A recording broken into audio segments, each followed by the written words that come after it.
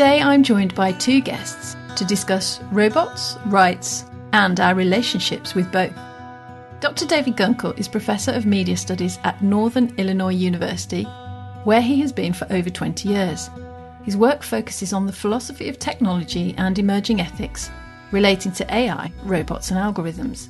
He has published 12 influential and award-winning books, including How to Survive a Robot Invasion, The Machine Question, Gaming the System, and one of my all-time favourites, Robot Rights. His latest book is called Deconstruction, and it's part of MIT's Essential Knowledge series. Dr Julie Carpenter is a research fellow in technology ethics and emerging sciences, and her primary research goal is to investigate human technology, emotional attachment and trust issues, looking at the ways in which embodied AI offers a testing ground for media, communication and cultural theories. She's currently writing her latest book, The Naked Android. I was very lucky to get David and Julie together to share their wealth of expertise in this area. We did cover a lot, everything from the origin story of the word robot to who makes the definitions of these words, robots, avatars, nanobots, etc. Who gets to define them? How do we decide? We talked about a new social category that's emerging and how we should see non-biological intelligences through the lens of our own social interaction.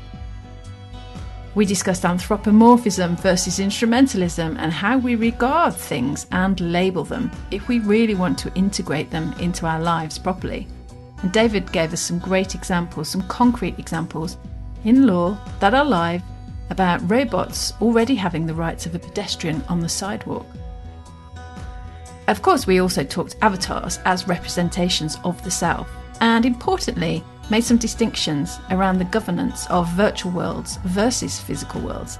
And we discussed a lot more besides, including what we need from our relationships with this new set of beings in the future.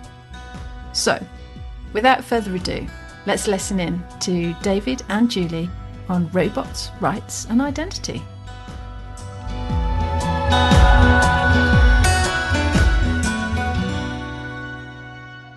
So David and Julie, welcome to the Future of You. Thank you so much for spending the time and coming in for a bit of a chat.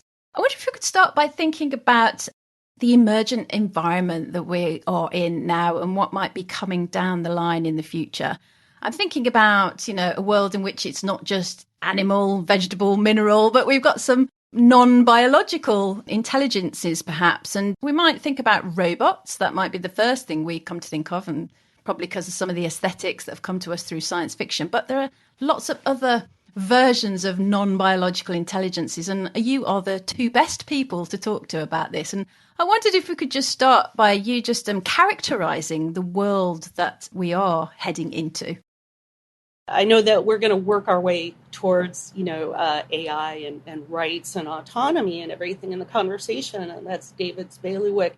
I like to start with the word definitions, and operationalize them, not just because I'm a social scientist, but because I study how we communicate, right? And the words we choose and who chooses them and who applies them in science are all modes of power that also shape these technologies and tools. Before I even like to start talking about characterizing the future of what could be intelligent technologies, myself and my line of work, I like to start thinking about what kind of intelligence are we moving towards in these different technologies? Because you can have lots of conversations about the different kinds of intelligence, right? Human-like intelligence, smart intelligence, new kinds of intelligence. I would agree with that, and just like to amplify the fact that there is a lot of power involved in who gets to decide these things. And so who it is that gets to issue a word or a term, gets to empower us to speak that language, that is a move that some of us are empowered to make and some of us are not. And one of the questions we always have to ask is who is empowered to make these decisions and occupy this space and who is not. But I would also add, beyond intelligence, another way to look at this is just what is changing in our world with regards to social interaction. For the longest time, the human being was the only creature capable of speech. And we used to think of the definition of the human being as being the animal capable of speech. That's the Greek's definition, right? But now everything talks to us. Our car talks to us. Our refrigerator talks to us. We are going to be occupying a world in which social interaction through vocal performances of some sort or another are going to be available to us in all kinds of non-human objects. And that really, for us, I think, challenges our definition of ourselves, of our notion of human exceptionalism, but also our notion of who or what is a social entity. So it will include robots, which I know you both have done lots of work around. Who defined what a robot was then? Well, that goes back to Čapek, right? Karl Čapek, in his 1920 stage play RUR, introduces the word robot. It comes from a Czech word, robota, which means labor, or some people say forced labor, but in Czech it's a little less value-laden. It just means work, labor, servitude. And since Čapek's time, that has been where the word robot was sort of appropriated and drawn into our dialogue. So really, the science fiction origins of robot are very well established, and the reason why a lot of people, when you ask them what they think about or know about robots, they're going to give you a science fiction sort of example, because that's really where this thing all began.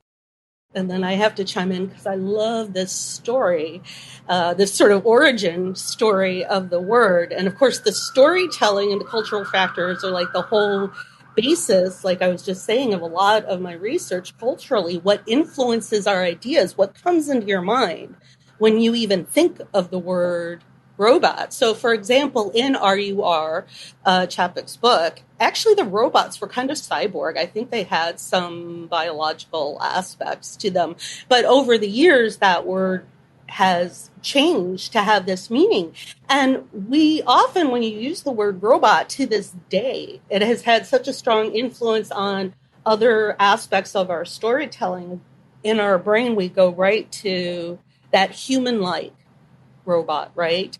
I also love that it comes from, that the word means laborer, right? That makes also sort of an interesting introduction for the concept of robots inserted into our lives. They've already been labeled as workers, right? And some of the conflict in the book on the surface comes from how do people navigate when they start to treat the robots socially, or they observe the robots interact socially. Of course, there's the whole idea of rights and autonomy and political uprising as well. But there is that whole fuzziness that starts in that book. However, of course, that's the word, but the idea of people creating artificial life goes back to fables throughout antiquity, right?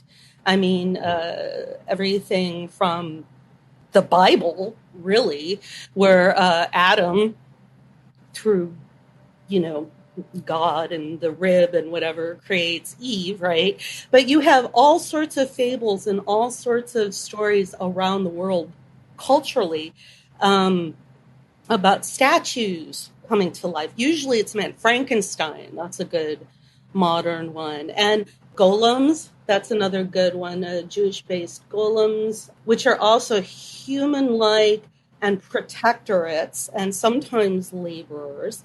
And that's artificial life as well. And all of these stories, the root of them is, on the surface, they can be entertaining and didactic, but they really make you think about how to treat and care for things that may or may not be sentient, and how we treat others, and how we other things in relation to ourselves, and how we navigate choosing to be in this world with things that are non-human and not necessarily organic, but have aspects that we recognize as social. So how do you think we should treat them? Should we treat them as persons? Should we treat them as property? Or should we treat them as something else?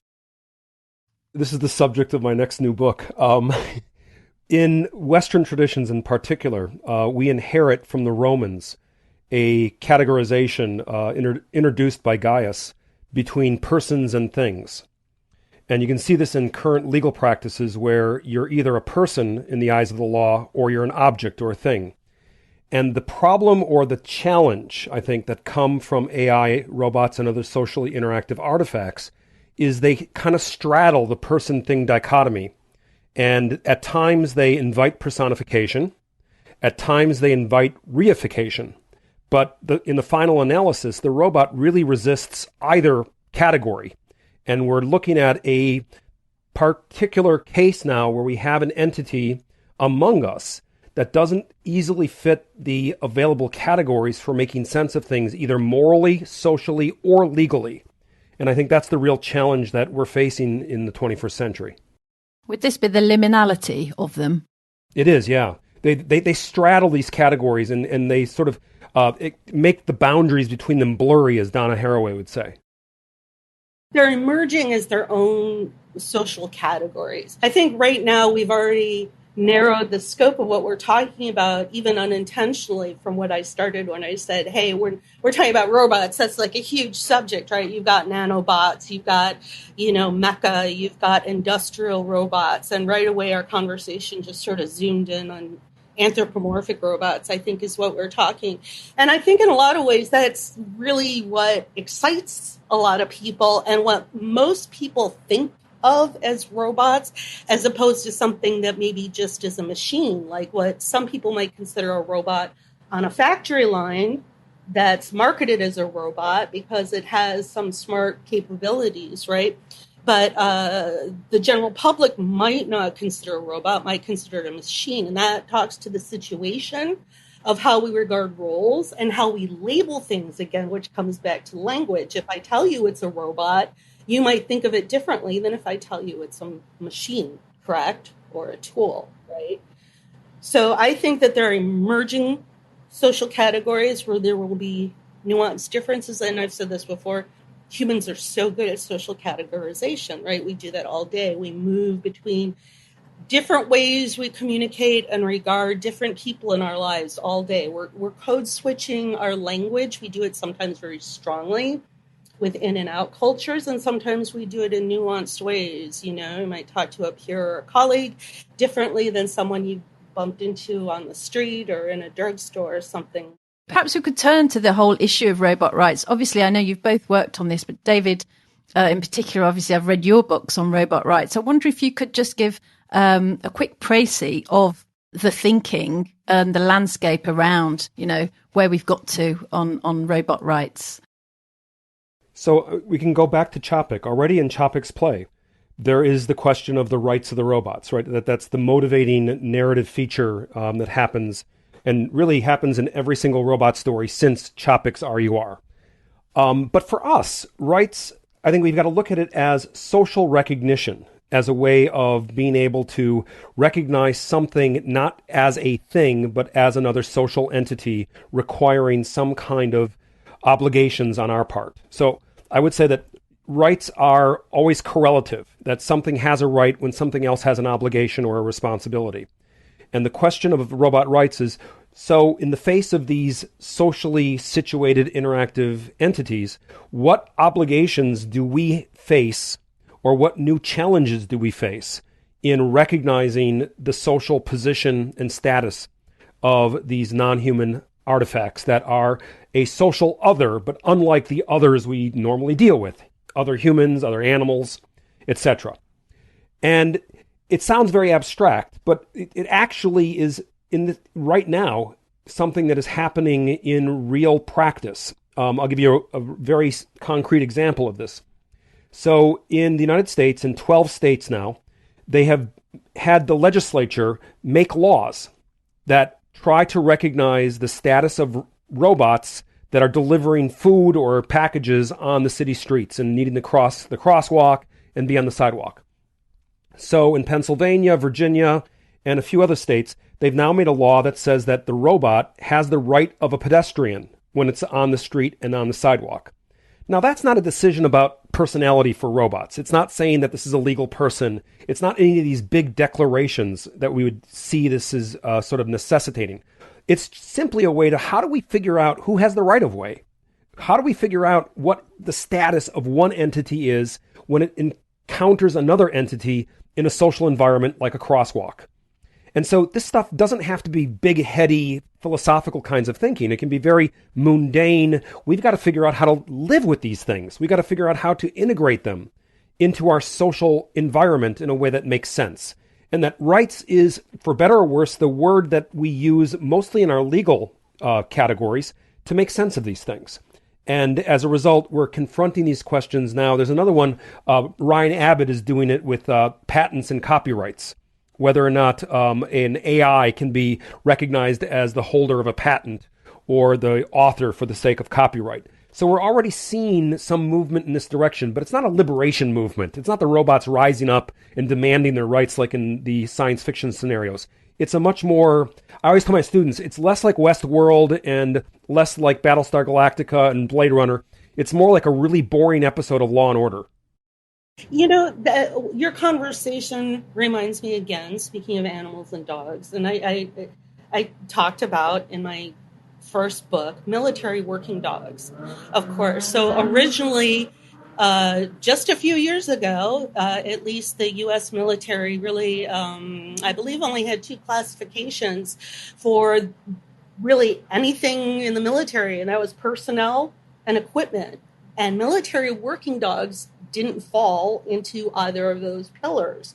So they would often fall through the loop. And trainers who were very close to these dogs, these canines that they worked with, sometimes these dogs, they weren't taken care of through retirement in the way that they should have been. I think people who love animals would say. And so there was a very strong movement to say, look, we have to either develop a third category or these dogs have to be recognized as something as either personnel or equipment. So we don't just abandon them overseas or, you know, put them up for adoption for people who aren't ready to handle a dog that's been trained for military working. And, you know, so again, that was rights and responsibilities and legal categorization to protect the animal, right? We love dogs, so that's sort of it feels like a no-brainer, right? And robots are sort of more complex, but I think David would agree that's sort of that valley where there wasn't this expectation when the military set up these things. They weren't thinking about things like emotional connections to the military working dogs and how to categorize them. And I think it's safe to say, you know, that's why we're having conversations like this. Most of us haven't predicted or anticipated or thought through how we would interact with all of these different robots coming at us in the real world in different forms, in different situations. I've often had, people who are critical of any talk about robot rights say to me, well, you know, we don't got to talk about this now. Wait until they're conscious or sentient, then come and talk to us about robot rights. We'll be ready 20, 30 years from now. And my argument has always been, we've got to get out in front of this before any of that happens, because we are already having these emotional connections the same way that soldiers have had the emotional connections with dogs. And if we're going to get it right, we have to have a framework in place to be able to address these questions and respond to them in a way that not only protects the robot, but more importantly, protects us, protects our social institutions and our legal categories from erosion in ways that we would find unacceptable. Yeah, and I think if you can get out ahead of it, it means that people understand it much better than the headlines that they're used to seeing, which is, you know, Bill Gates says we should tax robots, or can this robot be given, you know, legal citizenship? And there's a whole category of rights which feel to me like they're more akin to claims, non-discriminatory claims, etc., than they are protections. And I think I just don't think people. Well, obviously, they're not going to get involved in this in the nitty-gritty in their everyday life. They've got things to do and they're very busy. But if you can get out ahead of it, you can kind of guide the conversation, can't you? And to your earlier point, make the definitions before they're made for us by people who, you know, maybe aren't thinking in such a sophisticated way or, in any sort of philosophical way, and aren't really thinking about the human interaction with these beings. They're just thinking about what can we extract from them. To go back to where we started when Julie was talking about power, If indeed we want to participate as democratic citizens in the shaping of our future laws and social environment, we need to know what the conversation is, and we need to get involved in the debates. If we don't, someone's going to do it for us, and it'll be imposed from the outside where we don't have a voice in how we shape that future. And that is a responsibility on each citizen in any democratically elected government to participate actively in making these decisions and guiding how we proceed into the next decade or two. Well, I was just thinking of the other examples that, I know David is the expert on, of non-human but organic things, environmental aspects that have gained rights, rivers, mountains, things like that. David, would you speak to that? Because I think that's so interesting. So this is interesting because it is a strategy that has been used by both animal rights activists and environmental rights activists to try to use what is ostensibly corporate law as a way of recognizing and protecting natural features of the environment. So in New Zealand, they tried to protect a river and its surrounding ecosystem by getting it declared a person in the courts. And that is really using the strategy that was already in play in the 19th century for recognizing corporations as persons. We've done the same with some mountains. We've done the same with some other ecosystems. It's certain ecosystems, like in South America, the entire ecosystem is recognized as a person by legislative decree. And these are ways of working with this person-thing dichotomy. If we only have persons or things, then if we want to protect the natural environment from exploitation, one way to do that is by moving them from the category of natural resource, thing, object, into the category of person, so that they can be protected as a subject of law. And this has turned out to be a rather crucial innovation in a lot of non-human rights innovations. Now, is the same possible for robots? Sure, it is. But I think the more interesting or the more important challenge we have isn't to personify robots, but to go back to what Julia was talking about. Maybe we need a more nuanced legal ontology. Maybe we need a much more fine-grained way of dividing up the world into categories. The military couldn't do it with military animals. They have to decide, is it equipment or personnel? The same is happening with person thing in our legal categories. We just might need to be a little more creative with the way that we create our categories for both moral and legal status. I mean, when it comes to authenticating these things, because they are in this liminal space, at the moment where we're thinking about authentication or verification, we've still got that demarcation of people and things. As we move into even like the metaverse or immersive media or Web3, whatever it might be, we seem to be drawing on NFTs as if, that's some sort of protection or right of property things, and verifiable credentials for kind of, people-y stuff like skills. And again, it's the massive dichotomy. And if we think about robots or, AI or whatever is going to be in existence in these weird immersive media worlds, again, potentially we couldn't jump either side of those and choose, it's either an NFT or a verifiable credentials that will actually authenticate or verify. And so we're left then with all these beings not really being identified, which again is another conundrum in this weird space in between. Yeah, you talk about the metaverse, and of course that makes me start to think about avatars, which are another very squishy space, but people can become very emotionally attached to their avatars. It can become a representation of yourself for many people in a virtual world. Of course, it doesn't have to be. People make throwaway ones. They make fun ones for exploration or discovery, online or in games and metaverse and Second Life and wherever you happen to be. But a lot of people spend a lot of time crafting avatars. Maybe you're in a game winning armor, things like that to outfit yourself, making the avatar look either more like you, more like how you wish you looked. It's a representation of who you are. And you can have very strong attachment, we know, to this representation of self, right, in this other virtual space, which also means that with that joy of discovery and creativity can come, the negative experiences and situations as well. We often talk about, or no, we don't often enough talk about, in my opinion, frankly, that there can be female presenting avatars, right, in games or in virtual spaces that get harassed.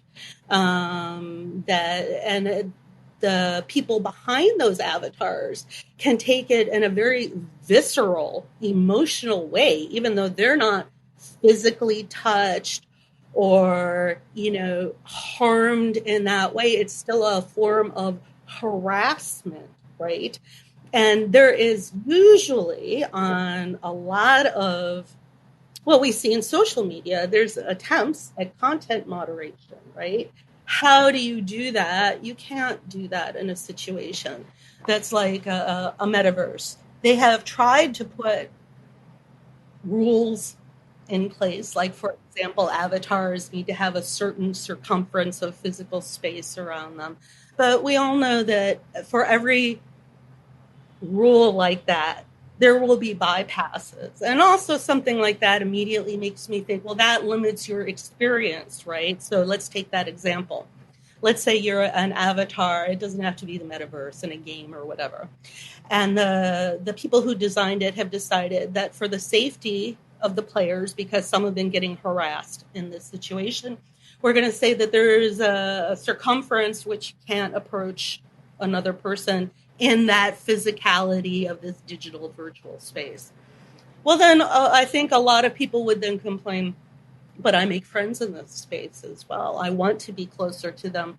We have consent, right? So then you have to build in a consent mode. Maybe you can have consent to get within this circumference of space, But in real life, you don't necessarily give consent every time you walk in a crowd to everybody that bumps into you. See what I'm saying? Because we give off other signals. Exactly. Well, that's a whole other interesting thing. But when we're trying to build things that resemble our physical and human, very imperfect world, we're also replicating and sometimes magnifying or reintroducing a lot of the same problems we have in the human space. But we haven't caught up. We have trouble mitigating them in our own world, let alone the virtual world, right? And then that goes back to power dynamics. Who's coming up with the content moderation? Who's deciding these rules? Who's deciding how safe a space is for women or gay, queer, trans people, non-binary in a space, or people of color, or anybody, right? So these are all these rights issues, I think, that come in with, dovetail, where my interests and I think David's come together. Where do the rights on avatars come from then? Because I don't think they're the same as robots. I mean, in my opinion, it's not. It's a completely different. You're in a physical space versus a virtual space, and that there's embodiment, and there's two different sets. There's a physical safety factor, right, with robots that actually is not talked about a lot outside of science fiction, but there is a physical safety factor. But that's not to lessen the emotional damage that can be done if you feel harassed in a virtual space. Maybe more so because it feels more real. It can if you're fully immersed. You can certainly be in that flow state while you're playing a game, and that psychological state where you can ignore your biological needs. I think any of us who've whether it's playing a game or reading a good book or watching or binging TV or something can relate to that flow state where you don't get up to go to the bathroom. You don't want to miss anything, right? And so when you're that emotionally invested in something, right, it does more than hurt your feelings. And especially if you were being sexually harassed in a space like that, that's a terrible thing. So I would say the biggest difference is about governance and about proprietary control. So avatars exist within the proprietary platforms created by corporations like Meta, like Facebook, like Second Life, like your games, whatever. And the governing statements, the governing documents of those worlds are contained in the terms of service, which none of us read. And so the rights of those avatars, whatever they may be, are buried in the terms of service, and we click agree and don't really know what those rights are. In the physical reality in which we're dealing with social robots or industrial robots or any kind of robot, those are generally situated within nation-state type situations where the laws of a particular state or a particular nation play a role. And so I think the biggest difference between the robot rights on the one hand and the avatar rights on the other hand is this difference in governance, that the avatars are governed completely by private, proprietary, contractual agreements with players, whereas the robots in physical space are governed oftentimes by the laws and the stipulations of the jurisdictions in which they happen to be located. So what does that mean for the way in which society will evolve then? Because we, as individuals, have a better sense of our social contract with the state, don't we? I mean, even if sometimes it is sort of being infringed from time to time, there seems to be some checks and balances.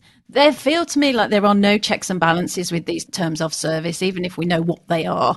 And they can kind of change on the hoof. And sometimes, they're profiling us in a way where, let's say we've got two different avatars or whatever, we might have two completely different profiles. Then do we get treated differently? I mean, how do we keep track of and have any sense of autonomy in that that world of the virtual space where you have just quite rightly talked about a completely different method of governance?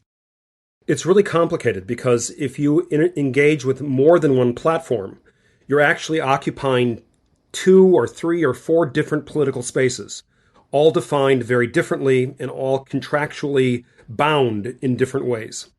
And because these things are not made for easy reading by the public, it means we are often engaged in political environments where we don't know our rights, where we don't know our rules. And as a result, we often learn the hard way by making assumptions either from our physical experiences in real life and importing those into the virtual world. A good example of this is my students who complain about their right to free speech on Facebook. No, you don't have a right to free speech on Facebook. You have what Facebook allows you to do, but that's not the same as the First Amendment rights you have in the United States. Or we go from one platform to another and we assume that what Twitter tells us we can do on Instagram, which also isn't true because they're different contractual agreements. So we're actually having to juggle and keep straight in our heads these different political structures that we move in and out of on our daily lives as we traverse from real life to virtual life and back again. Oh my God, we're going to have a virtual UN. In a way, I think it's, as David was explaining, I was thinking it's sort of like a new form of code switching culturally in our head. And it is even just as we go from social platform to social platform and how we interact with it is obviously like it's a form of code switching, right? TikTok has these little slices of one thing. Instagram has stories, Twitter is 2 sentences, all of these things are different ways of communicating as well as different terms of service. And also we will have different tones and different groups of friends. And, so we present different versions of ourselves and our personas on these different platforms. We may adopt fake names, right? Like have a Finsta, right? Or something like that. So all of these things, I think, speak to us and all of the imperfect ways we are as humans, but our sort of unending curiosity and wanting to discover these things. But there is a very real need for safety as well. And we're really trying to navigate that as well as social parts and where they fit into our lives and how much of it fits into our lives safely. Doesn't bode very well for interoperability, does it? What you've just been saying there, in terms of having a universal avatar. I mean, that to me feels like it's further and further off.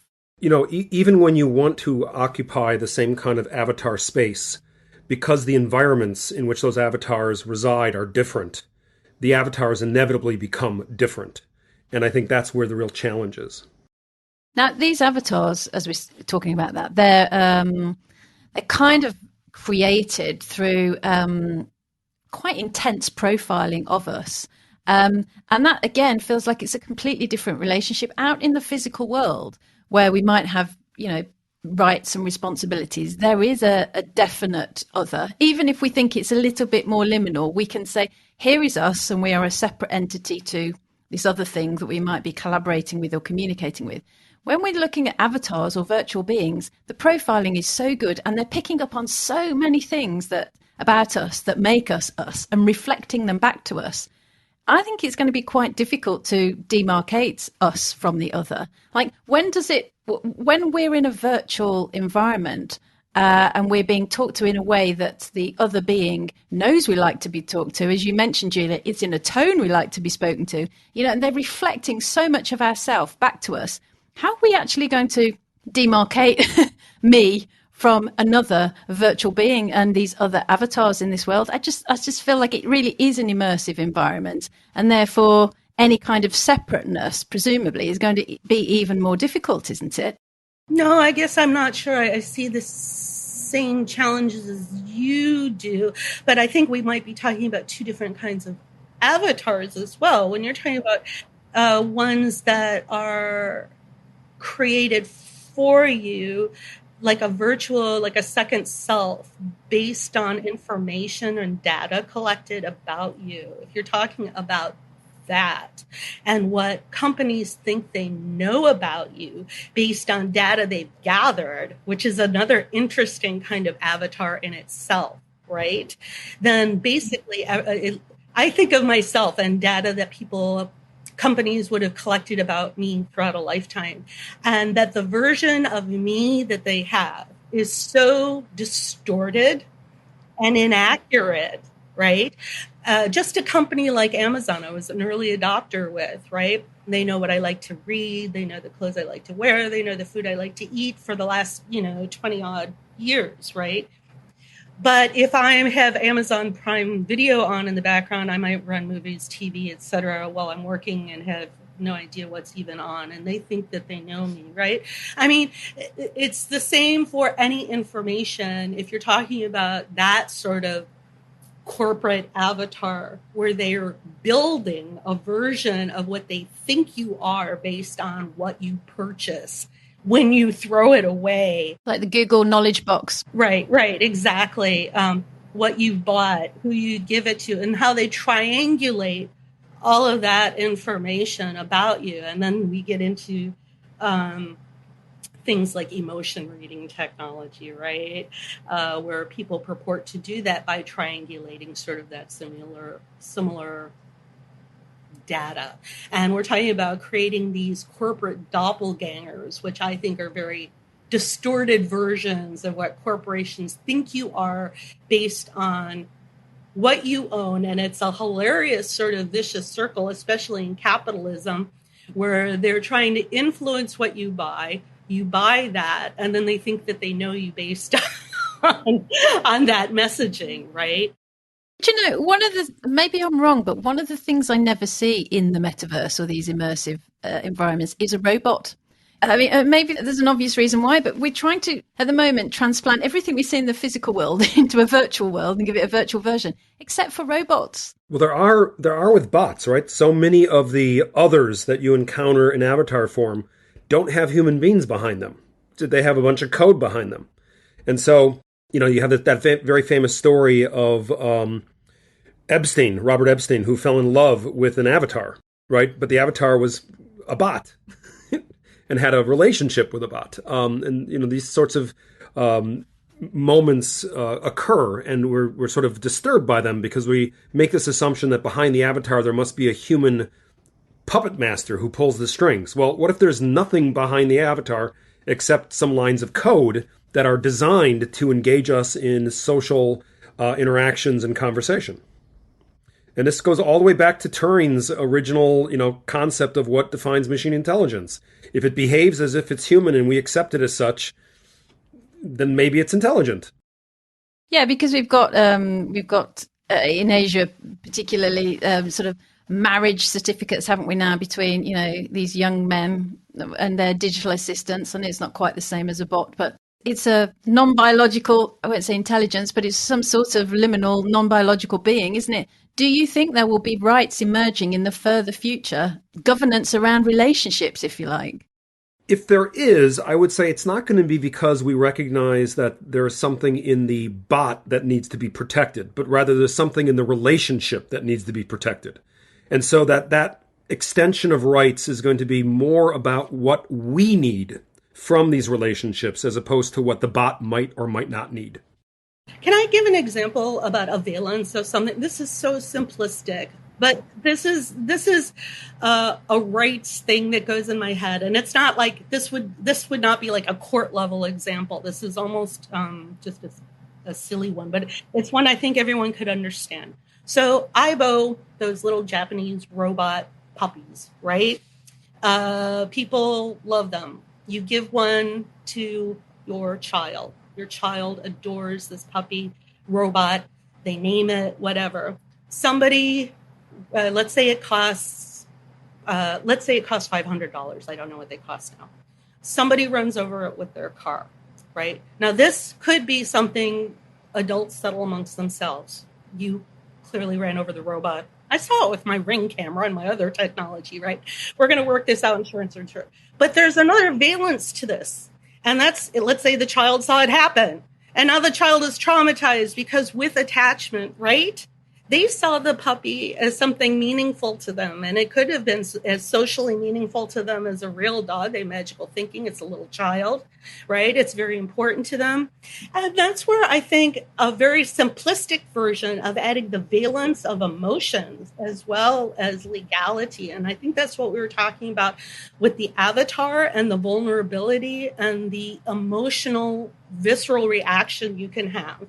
Because for all the opportunity things like metaverses can give us to explore, as I said before, these are also situations that in the real world are not safe for some versions of people, right? And so this sort of can magnify those issues or put them in spaces we didn't anticipate to be in danger. And it can bring up anticipated emotions, as in the puppy Aibo thing. So you go $500. I brought up a cost on purpose. So if this went to court, a judge would go, boom, you had it for 6 months. So here's $400. That's what you got, end of case. But it's not the end for the child, right? It's not the end for the family that has to comfort the child or send the child to therapy or decide what if they're going to replace the robot and when and how, right? These are all the other complicated problems. And that's a very, you might argue, small subset of problems, but that's that whole valence of emotion and attachment, because with that also comes loss. And those are issues that are going to have to start being governed. I think that's part, in my opinion, of what David's trying to get ahead of, though he very much is focusing on laying the groundwork of the legality and recognizing that it needs to be done. And it's not so much about personhood or acknowledging intelligence or sentience or anything like that. But part of it can be, or eventually can be, that there's this valence of meaningfulness in these relationships that we have with these inorganic things. And they will sometimes belong to us in an ownership way. And sometimes, maybe like with avatars, they'll feel an extension of ourselves, right? And how do you place a value when you feel that an extension of yourself has been violated, harmed, deleted, whatever it is? And we have to remember that, there's also cultural expectations that play a huge role in these decisions. So in sort of the Western imagination, we can say, well, they're just things. These emotional attachments aren't real, or whatever we want to call them. Other traditions like Shintoism, indigenous cosmologies, have a very different way of recognizing our kinship with the non-human inanimate. And we can learn, I think, by looking more broadly than we currently do with regards to our sort of metaphysics. We sort of seem locked in a very Cartesian way of thinking. And we may need to think outside that box to see how these relationships we have with things are very human. and they're very much a part of our entire experience as human beings, and that validating those things and acknowledging those relationships is going to be really important to deciding on a future for a shared humanity on a global scale. And that's exactly what my book is about.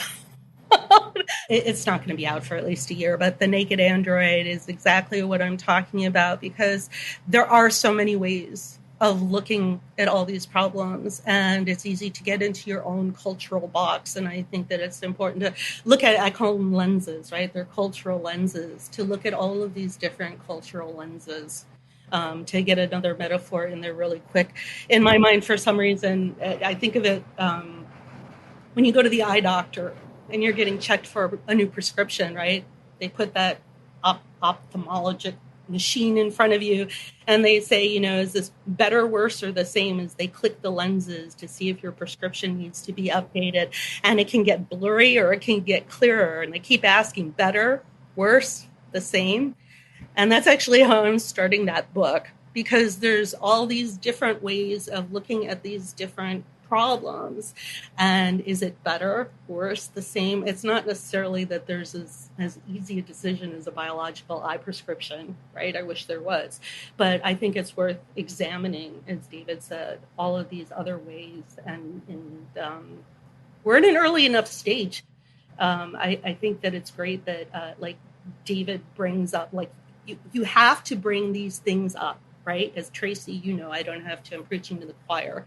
So it's not a matter, I think, of getting ahead of technology or even keeping a pace of it. It's also in a big way about our safety, our emotional safety, and anticipating problems and keeping us safe, really, long term. You brought me neatly onto what was going to be my final question, but you've maybe part answered it then, which is, most people are now, I don't know, I feel like in like everyday people mostly have the sort of instrumentalist view, that maybe this stuff, if you like, they're just tools to help us do stuff, especially when you think about the language of automation and productivity and efficiency. How do we start to get more people into this conversation, as we discussed at the beginning, to help shape the future and set us off on the right direction? It's a long way from sort of instrumentalist viewpoint to this notion of kinship, for example. What would we start to do? How could we, obviously there's your book, Julie, there's David's books too. But how do we start to get more people engaged and get them into this other space, if you like? So I'm thinking, in terms of how I engage my students in this, because that's really where my sort of lived experience is as a teacher. One thing I find to be really instructive, that opens their eyes and starts them questioning in the right way, is science fiction, right? We often complain about how science fiction sets up false expectations and maybe leads us down blind alleys and things like this. But a lot of science fiction, either literature, film, television, I think a lot of them are able to bring to the surface a number of these questions that you ask. And one way to get students really engaged with talking about these things in a more substantive kind of way is to say, okay, you like this movie.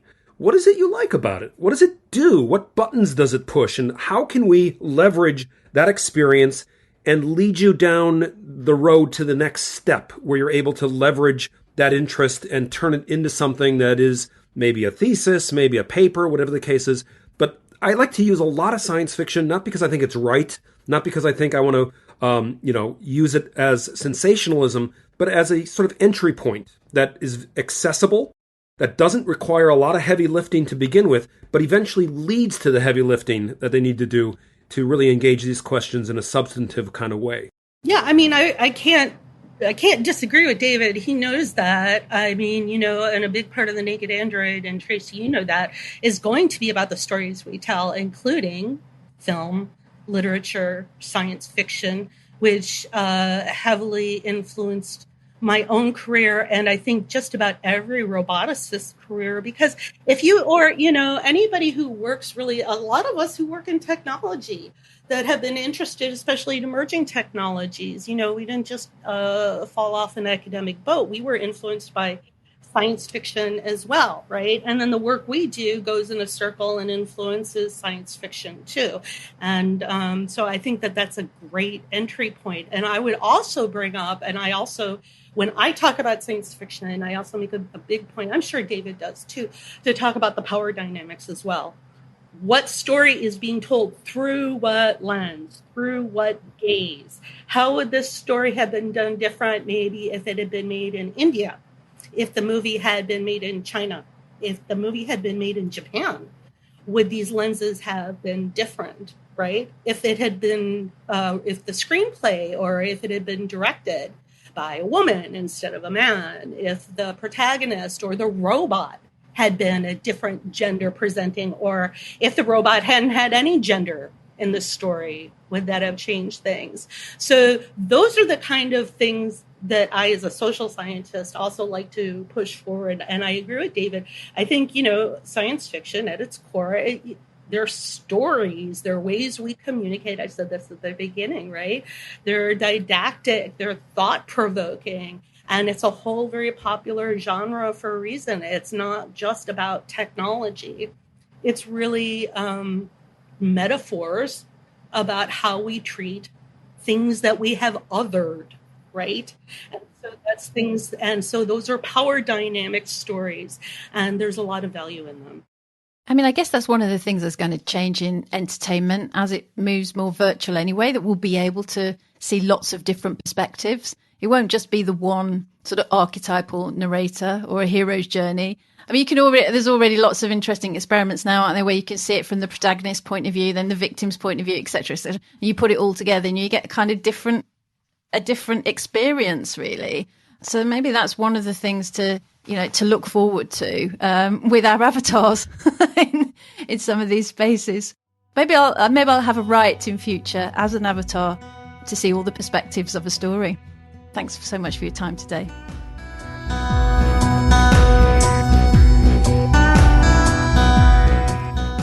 Thank you for listening to the Future of You podcast, hosted by me, Tracy Follows. Do like and subscribe wherever you listen to podcasts to make sure you don't miss a single episode. And if you know someone you think will enjoy this episode, please do share it with them.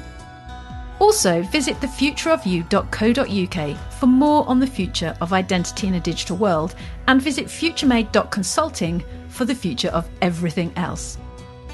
The Future of You podcast is edited by Big Tent Media and produced by Emily Crosby Media.